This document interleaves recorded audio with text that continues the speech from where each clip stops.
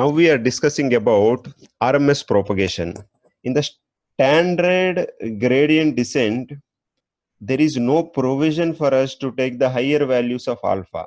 If we try to take higher values of alpha, what is really happening? First iteration, the cost function is here. In the second iteration, the cost function is here. In the third iteration, the cost function value, and in the fourth iteration, it may miss the minimum value of the cost function. Why it is happening? The alpha step size, the learning rate we are taking is very high, so it is skipping the minimum value. By using the contour plots, we can represent it as it is diverging, so it will not find the minimum value, it will not reach the minimum value after it missed the minimum value. Whenever we are taking the next iterations, it keeps on diverging.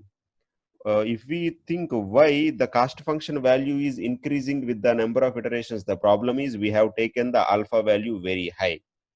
So the gradient descent does not give chance to us to take the higher values of alpha. We have to decrement the alpha, and we with small values of alpha only we should proceed. When we are taking the small values of alpha, obviously it takes a huge amount of time to find the minimum value. So the number of iterations increases, and the time that takes to find out the minimum value also increases. Now RMS propagation, it gives the solution. In the RMS propagation, we can increment the value of alpha. Even though we are incrementing the value of alpha, it does not affect, means the divergence will not be happening here. And whenever we are incrementing alpha with very fast rate, it is finding the minimum of the cost function, and in very less number of iterations. We will see what is happening. This is a contour plot. I am taking two variables, w on x-axis and b on y-axis, two parameters.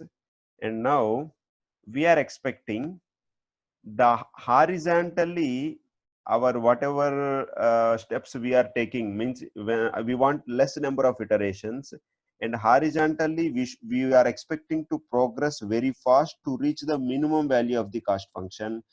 We don't want the vertical oscillations, so our learning rate in the vertical direction should be slow, and the learning rate in the horizontal direction should be fast. That's what we are expecting.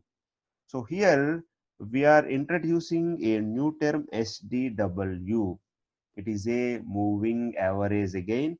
SDW is equal to beta. It is a weight, and SDW, it is a previous moving average. We are taking 1 minus beta dW square. Remember here, in the gradient descent with momentum topic, we discussed only dW, but here we are discussing it is a dW square, and it is element wise multiplication.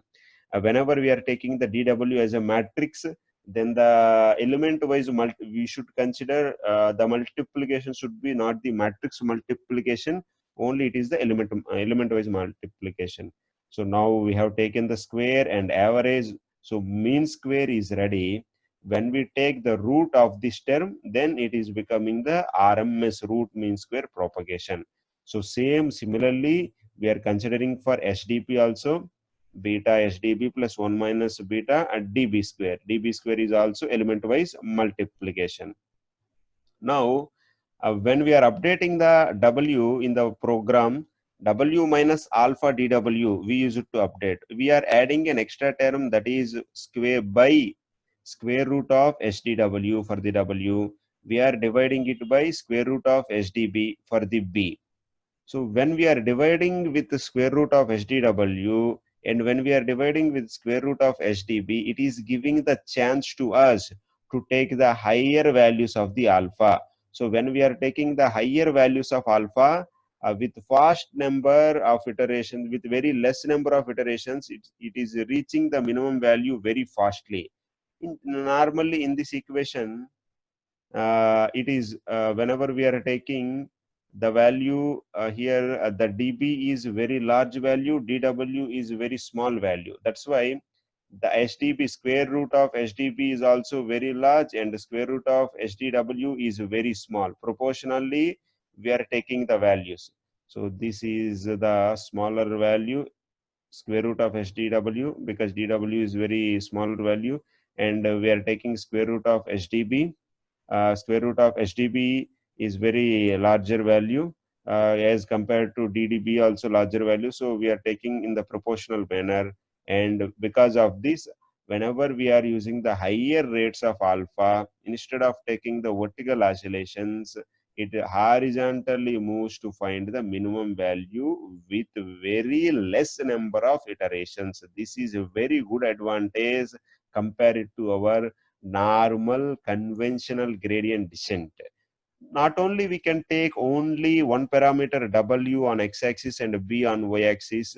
For our convenience, we have explained with two parameters, but we can take as many as parameters on x-axis W3, W4, some W5, and some parameters on y-axis. Now these parameters on x-axis are controlling the horizontal, the cost function. Whenever we are finding the cost function, it is this graph at present, these parameters on x-axis are controlling the learning rate in the horizontal direction, and the parameters on y-axis, they are controlling the learning rate on the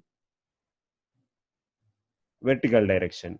Always we are expecting learning rate on the horizontal direction should be very fast and learning rate on the vertical direction should be very slow, irrespective of the changing of the alpha. Even though when we are trying to change the alpha, our RMS propagation is not not at all diverging. Instead of that, it is with the very less number of iterations, it is finding the minimum value. That is the very good advantage with RMS propagation.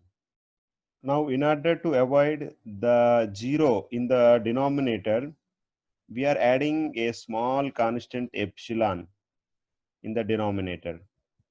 This epsilon value also we have to decide. That's why it is also a hyperparameter. Generally, the epsilon value will be in the range of 10 to the power minus 8. Why we are adding this epsilon? Only because to make sure that this SDW and SDB in any case, if they are becoming zero, we are keeping a small positive constant in the denominator in order to not to make the W and B values as infinite.